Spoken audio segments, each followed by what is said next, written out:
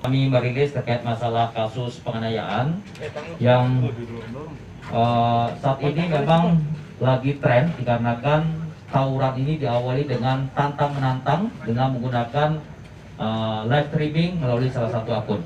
Jadi kami mendapatkan informasi bahwa pada hari Minggu, tepatnya pada pukul 02.00 terjadi penganiayaan terhadap salah satu korban dengan inisial S dan sudah ada di rumah sakit Permata. Dan pada saat itu kami turunkan tim untuk melakukan penyelidikan dan ditemukan bahwa ada informasi bahwa ada sekelompok remaja yang pada saat sebelum terjadinya penganiayaan melakukan kumpul-kumpul. Jadi kumpul-kumpul ini mereka melakukan reuni informasi dari keterangan dari beberapa tersangka dari 3 sekolah SMK yang ada di Kota Cirebon. Setelah melakukan reuni, mereka sepakat untuk konvoy. Ya, setelah melakukan konvoy di sekitaran Pengambiran, salah satu tersangka atas nama J ini melakukan live streaming dengan menggunakan akun yaitu STM Putau 22. Setelah melakukan live streaming, akhirnya disahut oleh salah satu kelompok dengan mengatasnamakan dari akun STM Perjuangan Basis Cideng, yaitu si korban. Nah, si korban ini mencoba untuk menantang, beberapa kali dicoba untuk menantang.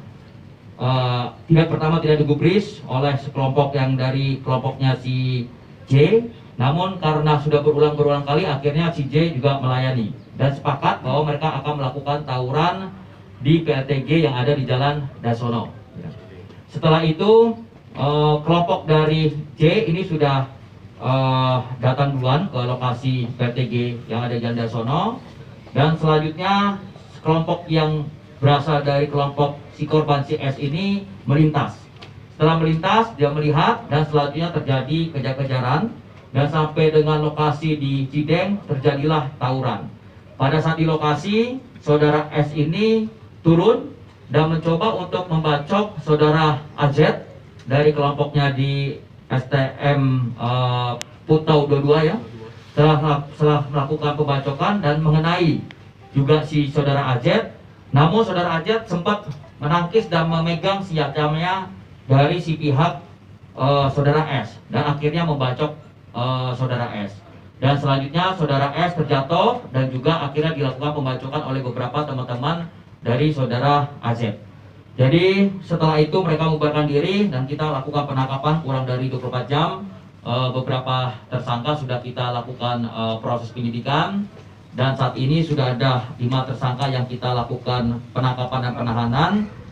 Dan terhadap para tersangka kita akan kenakan pasal 170 KUHP ya, dengan ancaman penjara selama-lamanya 9 tahun. Namun dilihat dari kasus kronologi tersebut, kita juga akan mencari alat bukti yang lain untuk bisa mengungkap keterlibatan dari beberapa tersangka lainnya, termasuk juga perannya dari si korban sendiri. Karena korban menurut keterangan dari beberapa tersangka ini juga membacok gitu. Jadi kita juga bisa kenakan nanti kepada si korban yang saat ini masih di rumah sakit, yaitu pasal 351 ayat 1, termasuk juga pasal 160 KUHP, termasuk juga undang-undang darurat. Karena menurut keterangan dari beberapa tersangka, si korban S ini diduga juga menggunakan sajam untuk membacok saudara AZ.